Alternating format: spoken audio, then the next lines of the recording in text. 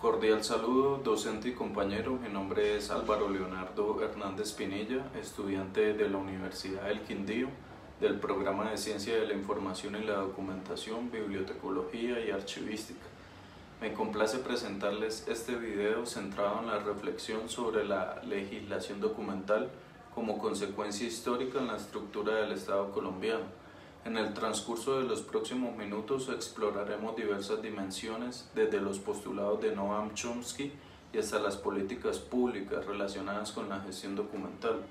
Esta conexión entre teoría y práctica nos permitirá comprender mejor el impacto de la legislación documental en nuestra realidad actual.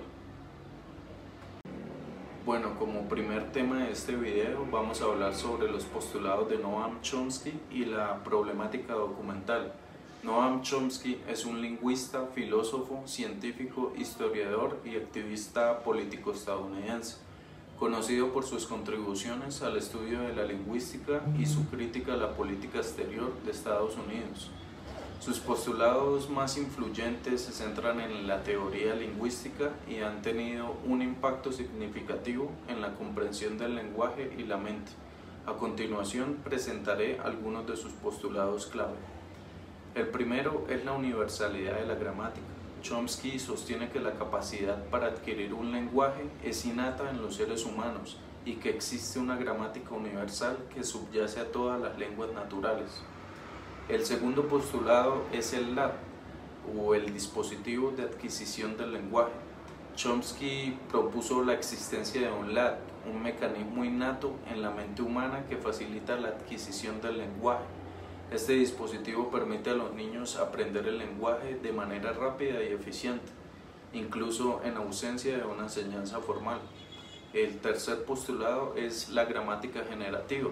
Chomsky introdujo la noción de gramática generativa, que se centra en la producción de estructuras gramaticales y reglas que generan oraciones gramaticales. Esta perspectiva busca entender cómo se construyen las oraciones válidas en una lengua, más que simplemente describir patrones observados. El cuarto postulado es la competencia y actuación. Chomsky distingue entre la competencia lingüística y la actuación lingüística. La competencia se refiere al conocimiento subyacente de las reglas gramaticales, se refiere al uso práctico del lenguaje en situaciones reales. Esta distinción ayuda a comprender por qué las personas pueden cometer errores al hablar o escribir a pesar de tener una competencia lingüística sólida. En cuanto a la problemática documental contemporánea, esta se refiere a los desafíos y cuestionamientos que enfrenta el ámbito de la documentación, los archivos y la gestión de los documentos en la actualidad. Algunas de las problemáticas comunes incluyen la ética y representación, que la representación fiel de la realidad en documentos a menudo plantea preguntas éticas, como cómo se representa de manera justa a todas las partes involucradas. También vemos la manipulación y el sesgo como una problemática. La documentación puede tener sesgos inherentes dependiendo de la perspectiva del creador o del encargado de gestionar la información. Otra problemática puede ser el financiamiento y la distribución. Cómo se obtienen esos recursos financieros y cómo se distribuye eficientemente los documentos, especialmente cuando se tratan de temas controversiales o que van en contra de corrientes dominantes en la sociedad, como los temas políticos. Otra problemática son los nuevos medios y la tecnología. La proliferación de plataformas digitales y redes sociales ha cambiado la forma en que se produce, almacena, consume y comparte la información documental, planteando desafíos y oportunidades en términos de acceso, preservación y divulgación de documentos en entornos digitales. Bueno, en el tema 2 de este video haremos o imaginaremos una línea de tiempo de la legislación documental. A continuación les voy a exponer una línea de tiempo con algunos hitos importantes en la legislación documental, tanto a nivel nacional como internacional. A nivel nacional, la línea de tiempo de la legislación documental empieza desde el siglo XIX, en 1886, con la creación del Archivo Nacional de Colombia. En 1892, la Ley 116 sobre organización de la Administración Nacional. En el siglo XX, en el 1918, se crea la Ley 47 sobre protección del patrimonio documental y artístico. En 1936, la Ley 14 sobre protección del patrimonio cultural, que fue mediante un convenio internacional. Ya yéndonos unos años más arriba, en el 81 se crea la Ley 39 sobre creación del Comité de Archivo y Microfilmación de Documentos. En el 1993, la creación del Archivo General de la Nación como la entidad adscrita al Departamento Administrativo de la Presidencia de la República. En el siglo XXI, la ley más conocida, la Ley 594 de 2000, la Ley General de Archivos, que establece el marco normativo para la gestión documental en Colombia, incluyendo la creación, organización, preservación y acceso a los documentos. En el 2005 tenemos la creación del Sistema Nacional de Archivos.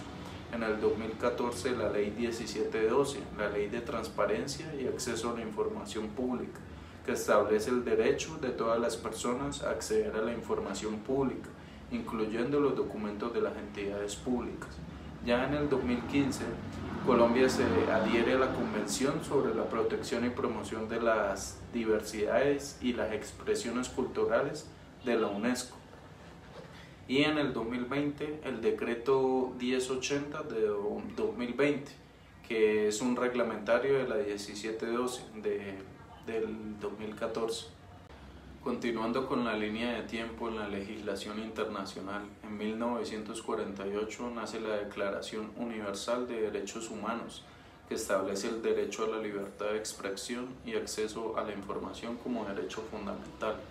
En 1950, en la Convención de Ginebra sobre el Estatuto de los Refugiados, se reconoce el derecho a la identificación y documentación de los refugiados. En el año 1970, en la Convención de la UNESCO, se aborda la protección y preservación de documentos culturales y patrimoniales. En el año 1989, en la Convención sobre los Derechos del Niño, se reconoce el derecho de los niños a tener un nombre, una nacionalidad y a conocer a sus padres. En 2005, en la Convención sobre la Diversidad Cultural de la UNESCO, se destaca la importancia de la diversidad cultural y la documentación de expresiones culturales. En el 2010, en las directrices de la UNESCO sobre la preservación del patrimonio digital, se proporciona orientación para la preservación a largo plazo del patrimonio documental digital. En el tema número 3 de este video hablaremos sobre el Estado, su concepto, elementos, características, fines y estructura. El concepto de Estado es fundamental en la teoría política y jurídica y se refiere a una entidad política organizada que tiene autoridad y soberanía sobre un territorio y su población. A continuación explicaré elementos, características, fines y nivel y estructura. Elementos del Estado: tenemos la población. Un Estado está compuesto por personas que residen en un territorio específico. Tenemos como elemento el territorio. El Estado tiene límites geográficos definidos que pueden variar y adaptarse a través del tiempo. Otro elemento es el gobierno, que implica una estructura organizada que ejerce la autoridad y toma decisiones en nombre del Estado. Como cuarto elemento tenemos la soberanía. El Estado tiene el poder supremo y la capacidad de tomar decisiones dentro de su territorio sin interferencia externa. En sus características encontramos, como anteriormente lo dije, la soberanía, encontramos la legalidad, la finalidad política y bien común, que busca el bienestar general y la promoción del bien común. También como característica tiene la perpetuidad, que aunque las autoridades y gobiernos puedan cambiar, el Estado como entidad continúa existiendo a lo largo del tiempo. ¿Cuáles son los fines esenciales del Estado? La seguridad y la defensa, proteger la integridad del territorio y la seguridad de la población. La justicia es otro de sus fines, garantizar un sistema legal y judicial justo. Otro fin es el bienestar social, buscar el desarrollo y bienestar de la sociedad, el orden, mantener la estabilidad interna y el orden público. Los niveles del Estado se clasifican como nacional. El Estado tiene jurisdicción sobre todo el territorio nacional. La estructura del Estado puede variar, pero comúnmente se organizan tres poderes, que es el poder ejecutivo, que es el encabezado por el presidente o primer ministro, encargado de implementar y ejecutar las leyes; el poder legislativo, formado por el Parlamento o Congreso, responsable de la creación y aprobación de leyes; y el poder judicial, que es el encargado de interpretar y aplicar las leyes, garantizando la justicia. En algunos estados, especialmente aquellos con sistemas federales, puede haber subdivisiones adicionales a nivel regional o local con sus propios gobiernos y estructuras. En resumen, el Estado es una entidad política soberana con elementos esenciales como población, territorio, gobierno y soberanía, y busca fines esenciales como la seguridad, justicia, bienestar social y orden. Como tema número 4 hablaremos sobre la pirámide de Kelsen. Es una teoría legal que propone una estructura jerárquica de las normas jurídicas. Esta estructura se asemeja a una pirámide con la norma fundamental en la cima y las normas individuales en la base. En la estructura jerárquica encontramos la norma fundamental, que es la base lógica del sistema jurídico, que no tiene fundamento superior y que de ella deriva la validez de todas las demás normas. Está la norma constitucional, que establece la estructura del Estado. Están las normas legales, que son creadas por órganos legislativos de acuerdo con las normas constitucionales. Las normas sublegales, que son decretos y regulaciones.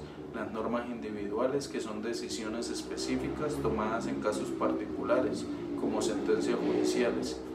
Estas normas se clasifican en normas primarias, que son las que establecen derechos y deberes directamente fundamentales, constitucionales y legales, y las normas secundarias, que modifican o derogan las normas primarias. La pirámide de Kelsen es una herramienta conceptual influyente en la teoría jurídica para analizar la estructura jerárquica de los sistemas legales. La teoría ha recibido críticas y ha sido objeto de debates en la comunidad jurídica. Como tema número 5 vamos a hablar sobre el gobierno abierto. ¿Qué es el gobierno abierto? Un enfoque de gestión pública que busca transparencia, publicar información de manera proactiva y accesible, busca participación ciudadana que involucre a los ciudadanos en la toma de decisiones y la formulación de políticas públicas. Busca la colaboración, fomentar la cooperación entre el gobierno, la sociedad civil y el sector privado. Y la rendición de cuentas, que establece mecanismos para que los funcionarios públicos rindan cuentas de sus acciones y decisiones. El marco normativo se basa en la Alianza para el Gobierno Abierto, que es una iniciativa internacional que involucra a gobiernos y organizaciones de la sociedad civil. La Declaración de Tallinn sobre el Gobierno Digital, que establece principios para el gobierno digital, incluyendo la apertura de datos y servicios públicos digitales. Planes de acción nacionales de gobierno abierto, que detallan medidas específicas para mejorar la transparencia y la participación ciudadana. ¿Cuál es la importancia? La importancia es que fortalece la confianza ciudadana en las instituciones gubernamentales, mejora la eficacia de la administración pública, promueve una gestión pública más abierta, inclusiva y responsable. En el tema número 6 de este video hablaremos sobre la transformación digital. La transformación digital se refiere al proceso mediante el cual las organizaciones integran tecnologías digitales en todas sus operaciones, cambiando fundamentalmente la forma en que operan y entregan valor a los clientes, empleados y otras partes interesadas. Implica la adopción de tecnologías emergentes como inteligencia artificial, análisis de datos, nube y otras soluciones digitales para mejorar la eficiencia, la innovación y la experiencia del usuario. Los principios de la transformación digital: el cliente centrado, colocar al cliente en el centro de todas las iniciativas. Otro principio es la colaboración y agilidad, fomentar la colaboración interna y externa y adoptar metodologías ágiles para adaptarse rápidamente a cambios y oportunidades. Otro principio es la automatización y eficiencia. Es utilizar tecnologías para automatizar los procesos y aumentar la eficiencia operativa. Los datos como activo estratégico es otro principio que reconoce el valor estratégico de los datos y aprovecha la analítica para obtener información significativa. Y como un último principio podríamos hablar sobre el cambio cultural, que es promover una cultura organizacional abierta a la innovación, el aprendizaje continuo y la adaptabilidad. Como tema número 7 y como tema final de este video hablaremos sobre las políticas públicas y su relación con la gestión documental.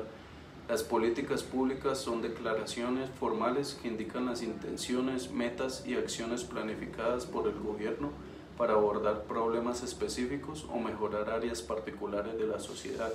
En el contexto de la gestión documental existen políticas que se enfocan en garantizar la adecuada creación, organización, conservación y acceso a la información documental del gobierno. A continuación, expondré algunas de las políticas públicas relacionadas con la gestión documental. Encontramos la Política Nacional de Archivos o Ley de Archivos. Encontramos la Ley de Transparencia y Acceso a la Información, las políticas de gestión documental electrónica. También encontramos las políticas de preservación del patrimonio documental y las políticas de seguridad de la información. Adicional, también existen las políticas de evaluación y eliminación de documentos y las de digitalización y de materialización de documentos. Estas políticas públicas están diseñadas para garantizar que la gestión documental se realice de manera efectiva, eficiente y de acuerdo con los principios de transparencia y rendición de cuentas en la administración pública. No siendo más, me despido en este video, agradezco mucho por la atención y espero que se encuentren muy bien.